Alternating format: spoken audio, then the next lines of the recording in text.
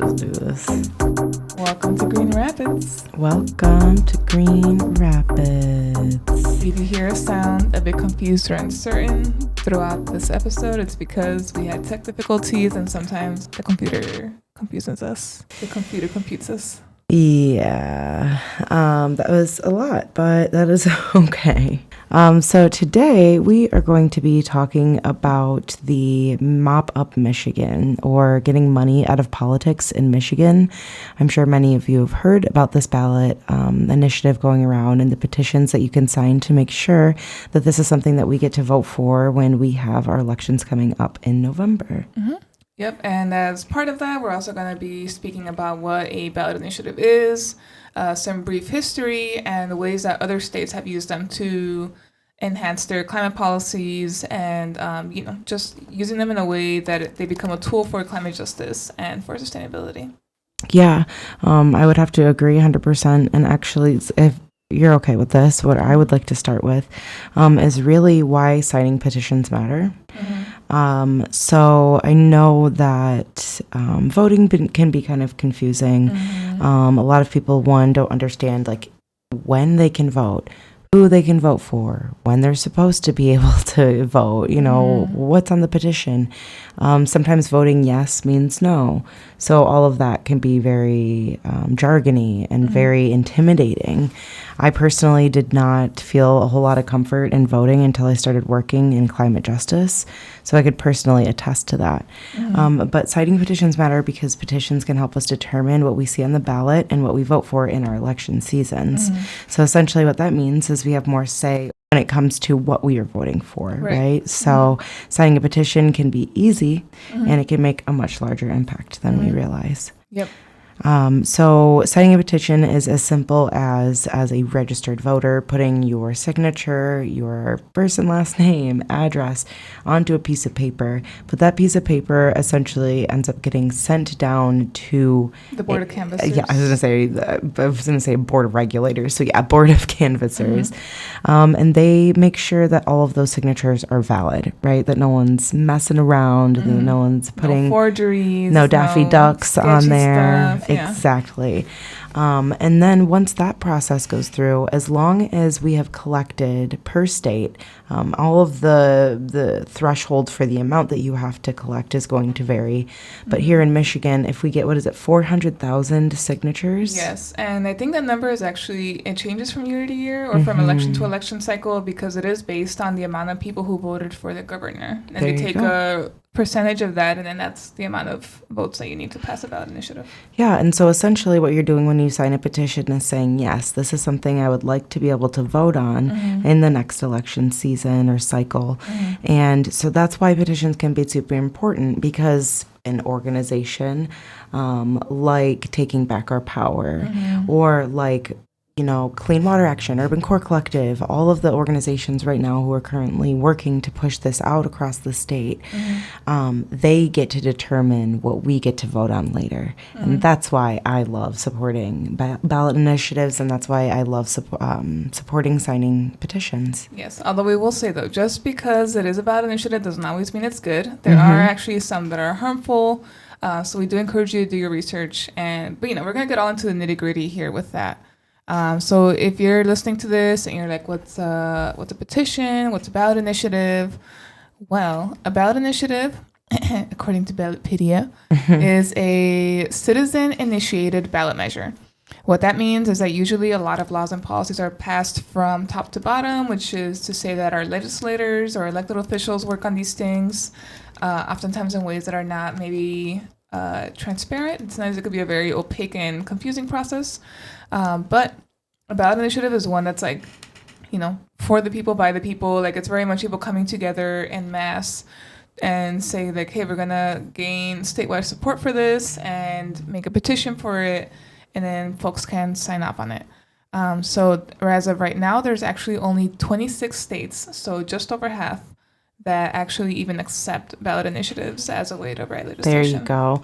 So really what it does is allows for us as a state, we have the I guess, somewhat privilege It is a of privilege. being able to do that. I mean, that's half the states, nearly half the states in the country cannot put forward something that they want to vote on personally. Yeah, which means it takes more lobbying effort, yes. it takes more advocacy effort. Yes, that means that it's up to your legislators, up to your lawmakers, up to, you know, people who feel kind of very separated from everyday individuals.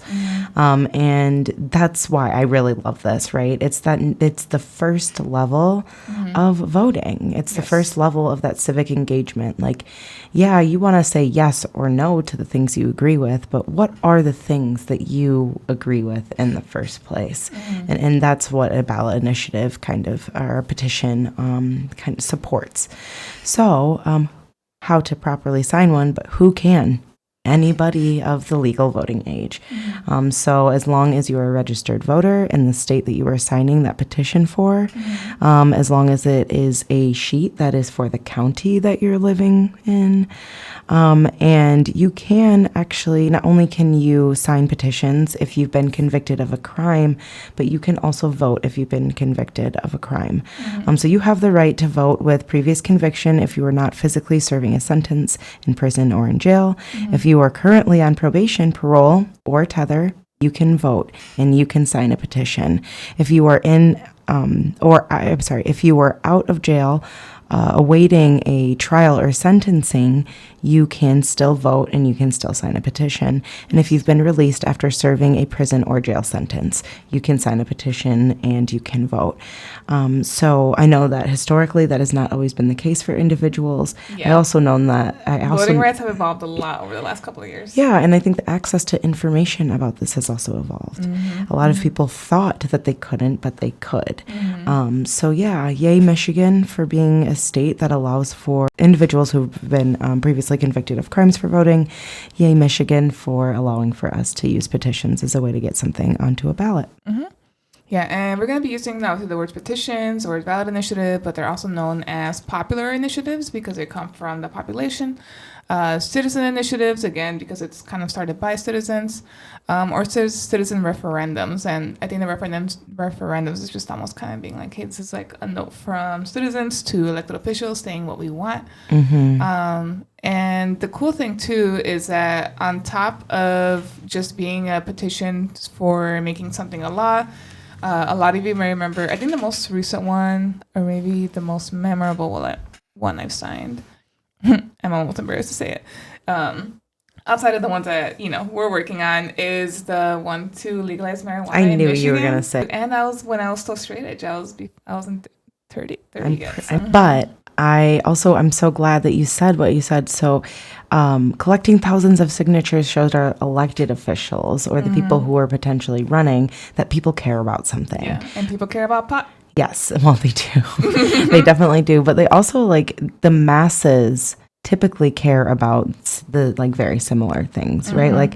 These are typically very easy to get behind topics.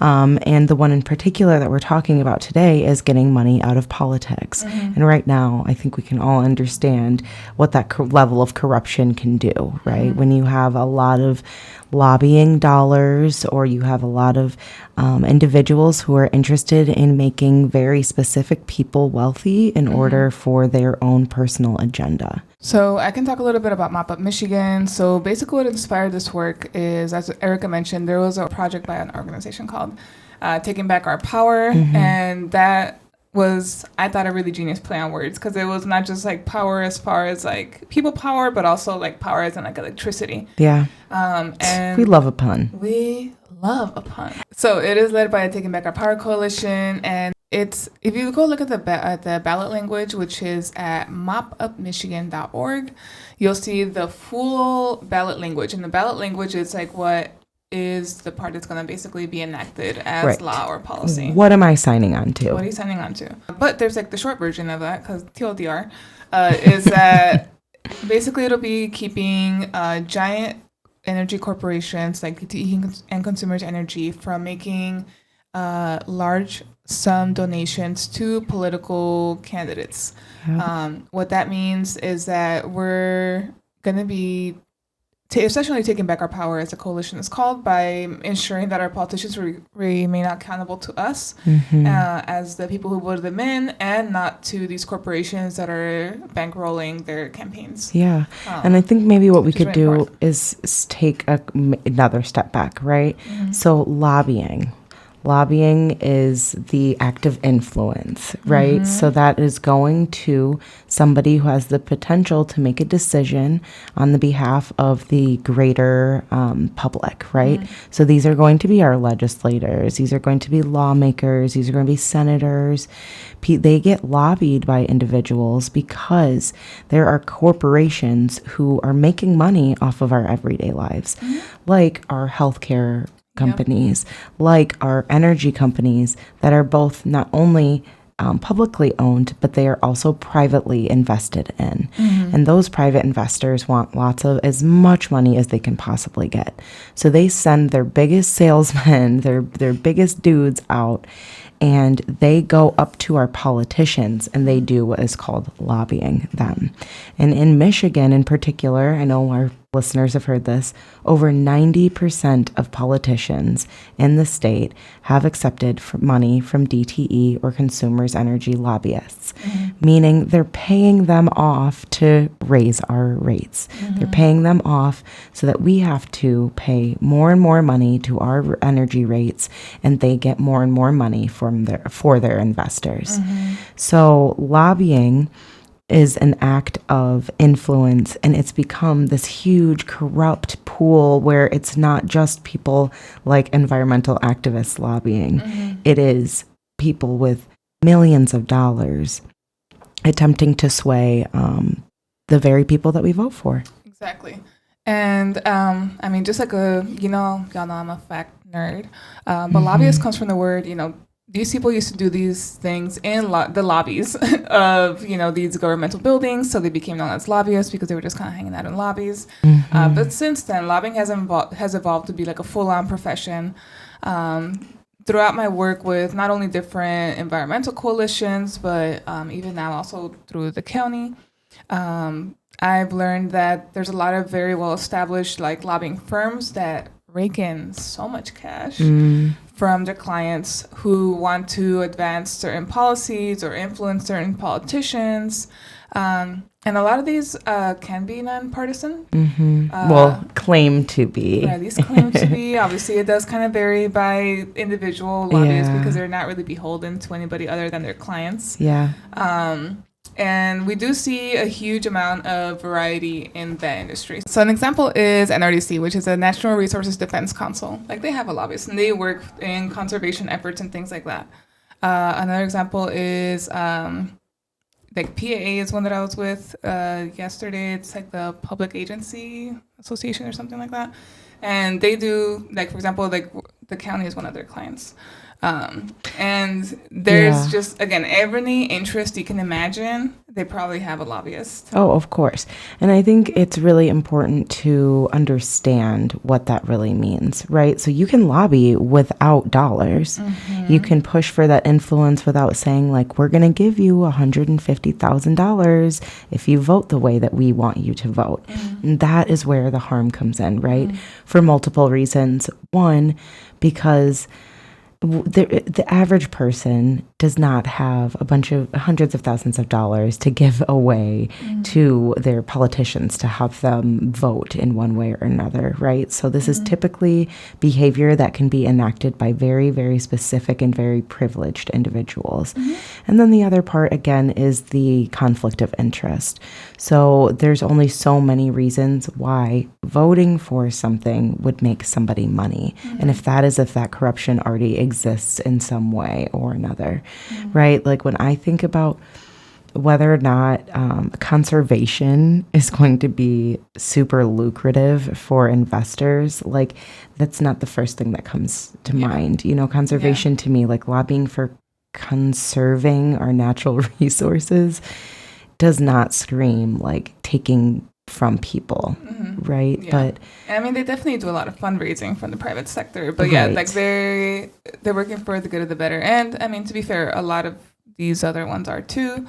Like I said, it's like with everything, you kind of have to just do your research and see which ones are the ones that are kind of moving with integrity versus which ones are the ones that are advancing more corporate interests. Yeah, and a huge part of the reason why this Mop Up Michigan initiative is something that we care so much about is because here in Michigan, and not only Michigan, in the Midwest, we pay the highest rates for energy. For the lowest quality service. We get terrible service. We have cities and counties across the state that will go days, if not weeks, without access to power because of DTE and because of Consumers Energy. And they, year after year, continue to get millions of dollars in rate increases, all approved by our Michigan Public Service Commission. Yeah. So we need for them to have a cap on the influence they have from outside entities, including lobbyists. Exactly. And then I will also clear up this too. Like, well, Mop Up Michigan is not going to get rid of like the lobbying industry. Like, that's still going to continue doing its thing. But what it does prevent is a direct contributions from these corporations into candidates' pockets or bank accounts. That's really the main goal. And it's $250,000 in contribution. The threshold is kind of high. Right. Like, I'm thinking about how many politicians are actually in the state that you can lobby to vote on these things. And then I'm like, how much money are you giving them? A lot. It has to be so much when we think about how much the average person makes in income. It's so much money that they're receiving from these DTE and Consumers Energy lobbyists. So they are being capped at the contribution being a total of $250,000 for both. I think it's for the corporations themselves and then also people who represent them. Yes. And like Nancy mentioned, this is specific to those two corporations, and not just to those two corporations, to our utility providers here in the state. But we are mainly talking about consumers and DTE because they're our providers, because they are arch nemesis. Nemesis. Both of them. But they have our state monopolized, you know, and if you've listened to us for any amount of time, you know how we feel about it. You know how we feel about their practices. You know how we feel about what we receive from them and the impact that they have on our air quality. Exactly. And so that's the main connection that we have to Mop Up Michigan. And if you started listening to this episode and you're like, okay, I get what a ballot initiative is, but aren't you a climate podcast? Yeah, right. Like, how does, one, civic engagement, how is that going to make a difference? But how does voting make a difference? Like, why would me putting my name on a piece of paper equal environmental justice? Yes. So we're gonna continue talking about Mop Up Michigan, but I do want to just connect a few dots to some things that have happened around the country. There's been a couple of other states that have had a lot of ballot measure wins that have helped climate justice specifically. Let's hear it. So let's start off in my home state, California. Knows how to party. California passed a ballot measure that would create a $10 billion climate bond to fund climate resilience, protect clean drinking water, and prevent catastrophic wildfires. Dang. So there's one. In Washington, there was an effort to roll back the state's Climate Commitment Act, but thankfully was defeated. The Climate Commitment Act provides millions of dollars for conservation, climate, wildfire funding, and it also includes specific benchmarks or I think they call it earmarks for tribal nations and at-risk communities. Ooh, love that. So we like that one. In Minnesota, I will say though, some of the ballot initiatives are like temporary. So they're going to be like, for the next 10 years, there's going to be like a millage or whatever. Yeah. So for the one in Minnesota, they actually renewed their Environment and Natural Resources Trust Fund for another 25 years. Oh, wow. And this will provide $2 billion, $80 million per year. Minnesota's kind of based. You know? They are. And you want to know what's funding it? Sorry about this chair, dude. It's okay. You want to know what's funding it is lottery proceeds. Oh, yeah. Isn't that great? Well, the lottery is supposed to be funding Michigan schools. But, you know. And the cannabis taxes are supposed to be funding our roads. And I'm sorry, Big Gretch. What, the roads are not any better in the past 5 years since cannabis has been legalized. Like, let's be real. That's a 10% sales tax on top of your 6%. Well, that one just passed. No, I'm talking about the 16% sales tax that you had to pay on recreational marijuana use before this one passing. Where did all of that tax money go? Not into crickets, not into the roads, and I can tell you right now, not into high-speed rail. I digress. Anyway. So the fund that, is going to be funded by lottery, it's going to protect water, land, and wildlife access across the state. Love it. In Suffolk County, New York, voters approved a ballot measure that will generate $6 billion for clean water and conservation over the next 30 years. Billion with a B. Billion with a B. I know, it's crazy because we don't really know how big that number is, like, in our brains. I mean, I've heard metaphors and stuff, but 1 million seconds is 11 days. 1 billion seconds is 32 years. That's such a huge difference. Huge difference. We're talking about incredible amounts of difference. I think I heard somebody also say, like, the difference between a million and a billion is roughly about $1 billion. Sure, that was so good. Thanks for that. But it's like true. It is. Like 11 days is like, how much more is 32 years and 11 days? About 32 years. Exactly. Like, it is actually that amount of time longer. Like, not a second shorter or longer, 32 whole years. Anyway. So that's a lot of money. It's an incredible amount of money going toward that. Yes. And I will not read this whole list that I found on nature.org, but, there's a few things. A few other states that have done great things are Colorado, removing a cap for water funding. There was an existing tax on sports, and it looks like they kind of changed that a little bit. In Jasper County, there was a sales tax for transportation, and that included a greenbelt component for land conservation. And then in Maine, there was a $30 million bond that will fund a 4-year grant program aimed at enhancing and expanding the state's trail networks. There we go. So you can see that there's also just like a lot of variety here between infrastructure upgrades to protecting drinking water to things that are maybe a bit more like recreational, like trail systems and parks. Yep. To things that are more conservation focused, like protecting forests and other natural resources, to things that have to do with like transportation and energy production, like which Louisiana did. But this is all tied to policy. But they're all tied to policy. These are all started as ballot measures or ballot initiatives, and thankfully, these all passed. Woo! And that's on the people going out to vote. And I feel like with these types of initiatives, you look at it and it's like, yeah, unless you're the person who's donating all of this money toward these politicians, I feel like most people are probably going to say, support that. We support that. We don't want our politicians to also have the capabilities of having these conflicts in their interests of why they would hold a seat. Exactly. I mean, it's already hard enough to take their name and know their face and know their job and what that job title does. Like, there's so much that goes into these individuals. We should know everybody is starting at the same baseline of you cannot be lobbied. Like, with dollars, right? With influence, yes. By the people, absolutely. But not for a paycheck, not so you can take an extra vacation when people are struggling to be able to pay their bills. Cheap. And I think that right now I think we're definitely seeing like a historical lull and like a historical low too in people's trust of the government. And I think a lot of it is because of a lot of that corruption. It's the corruption. It's also like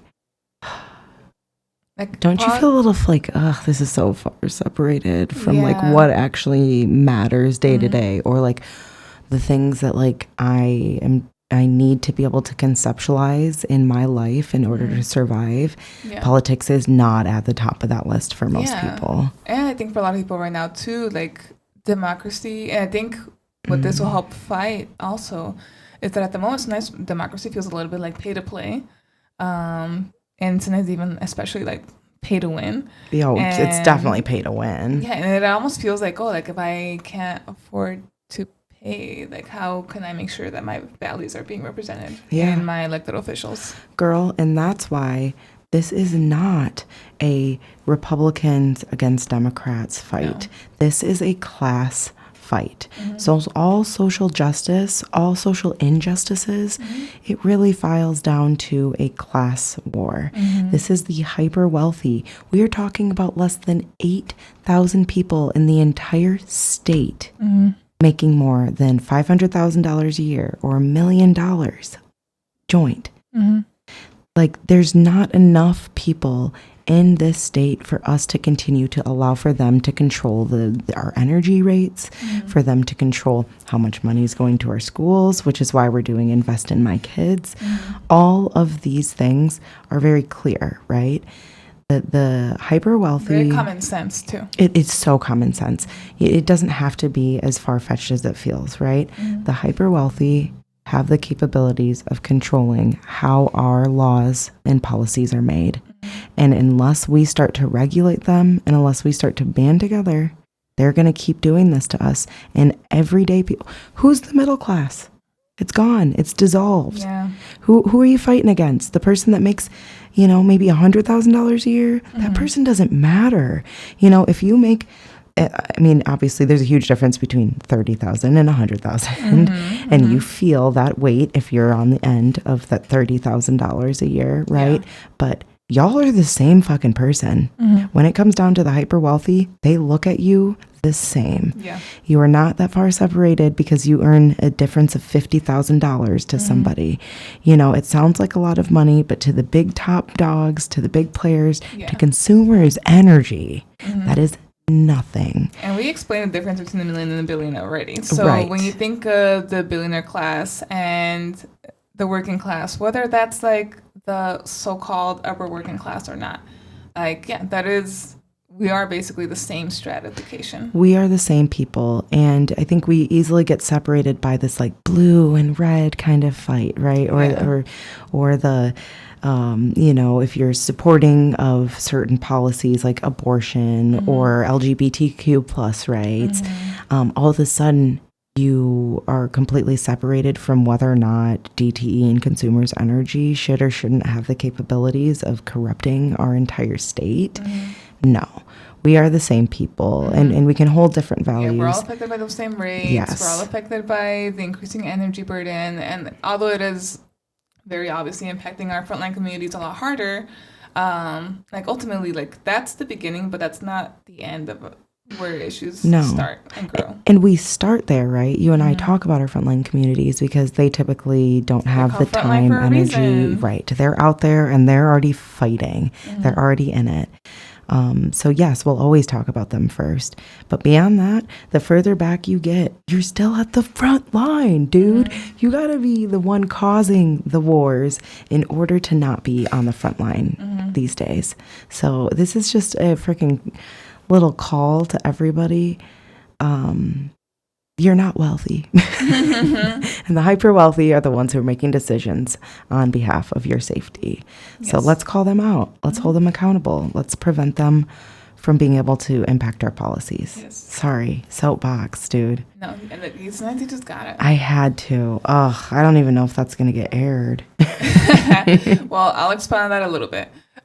So again, we are supportive of ballot initiatives because we believe in direct democracy.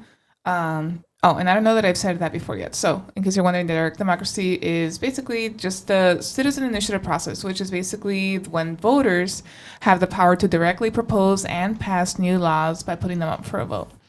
And direct democracy is the will of the people. And this is from ballot.org. No matter who we are or where we're from, we all want the freedom to make decisions on important issues that impact our lives.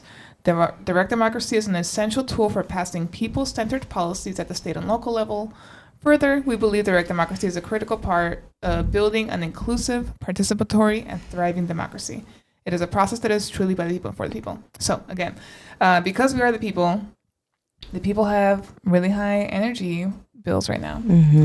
The people would like to see these investor-owned utilities be better regulated in a way that cause a lot less harm for our communities and residents across the state. And so the people, are proposing this ballot initiative. And again, it is a way for us to be able to influence policy, because really when it comes down to it, a lot of the things that we want, like solar and like clean energy, breaking away from fossil fuels, we have a limited amount of influence on these corporations because they're corporations, right? So really it's using a policy. We need them to be able to regulate them. Yes. We do need energy companies, right? Like they know that we're kind of cornered into that space. Yeah, but it doesn't have to be that way. No, it doesn't. But they currently know that that's where we are, right? Like without all of the push for municipal power, without the capabilities of getting yourself access to solar, they know that there's some form of us that needs them, and that's why they behave the way that they do, right? It's kind of like, well, I'm in control, so I'm going to ask for that rate increase literally the very day that consumers can ask for a rate increase. They're going to. They have over the past 5 years. Every single year, they're asking for hundreds of millions of dollars in rate increases, and that's why your bill is going up by $5 every month. Yeah, and then especially in the face of shifting priorities with the current administration, where we're seeing a lot more fossil fuel plants kind of coming online. Again, how do we fight for our values, and how do we fight for a world in which we don't have clean air, we don't have dirty fuels, we don't have dirty this and that? It is through bad initiatives like this where we get to write those laws. So. Yeah. Yep. So essentially, no matter what it is, if it is this ballot initiative, if it is another that you're seeing like ranked choice voting that's been floating around, again, I mentioned invest in my kids, which is something that we talked to Kyle a little bit about a few episodes ago. And so whether or not it's any of those things first, look into it. Yes. Do not sign something that you don't understand. Don't feel like you are pressured into signing something if you don't understand it. It will be there for at least 180 days, right? Yes. So you can always go ahead and look into that and reference it. But really, signing it is not voting for it. It's just giving you the opportunity. Just to put it on the ballot so we can vote on it in the election. So even if you signed a petition today and then it's on the ballot in November, all you have to do to either solidify or say no is go in and vote, right? And that is a form of being able to use a voice in a space where every day we feel like we're being more and more muted. And we're seeing rollbacks of funding for people. We're seeing government shutdowns. Freaking PBS. That one broke my heart. PBS. I mean, a lot of them are breaking my heart, but that one, I was like, man, I grew up watching PBS Kids. Well, and a lot of people don't have access to quality education if they don't have access to something public. So this is really important. It's one of those things where it's like, every day I feel like I have no say in a lot of the things that are happening in the world. This makes me feel like I do have the ability to take back a little bit of my power. It's tangible. So put your name on a petition. Especially the ones you support, only the ones you support. And you can always become somebody to get this word out. We're still, looking for justice captains to help us collect these signatures. So if you're interested in doing something like that, definitely reach out to Nancy or I. If you're interested in signing this or learning more about these specific initiatives, you can also reach out to us. We've got lots of resource and lots of energy to tell you about this specifically. Yeah, so I will just also give you, I don't want to scare you away from signing anything, but I do want to give you a word of warning. As of right now, it is legal for signature collectors to lie to you to get your signature. So always look at the petition before you sign it. Make sure it says whatever they're telling you that it is. If you see somebody with a UCC shirt, they're most likely being honest. We can vouch for them. Yeah. We tested them. Well, okay. So I'm just glad you brought this up, and we can just I want to make this quick statement. the value systems that we're working on is so different than others. They are the opposition, whatever they may be, whatever they're opposing us, they're willing to lie. They're willing to tell you half truths in order to get your support. We are really telling you not to even sign this petition if you have not read about it. We are founded in the truth, honesty, and really seeking actual justice. Look, we're all about evidence-based solutions and science. So I love a fact. I oh my love a God. fact. More than a fact, I love being right. Oh, that's what gets me going. So if it's coming from me, you better believe it's the right thing. Yeah, you're like, look, we're winning arguments. Yes, I would never look dumb enough to lose an argument when there's facts available. Please. We have the internet. Yeah. But anyway. Yeah, if you have an opinion, make sure it's an informed opinion. That's our call to action. Have informed opinions, please. Have any informed opinion. Look it up. Don't use Google. I got to get off Google. Yeah. Make sure you do your research. But yeah, like we said, Mop Up Michigan, taking back our power. We're all about it. Look into direct democracy if you're kind of curious about this movement. You can listen to some of our past episodes on utility accountability, energy justice. If you are curious about that at all, we have lots of information for you. This is kind of just the next step. Yes. All right. We'll see you soon. Hope you sign up to be a justice captain. Please email the other Erica at uccerika@uccgr.org if you're interested in joining us. What a plug. Her phone number is... No, I was like, I wish I knew that off the top of my head. I should. I would never do that. All right. Yeah. Hit us up. Or hit up the other Erica. Hit her up. We'll be waiting.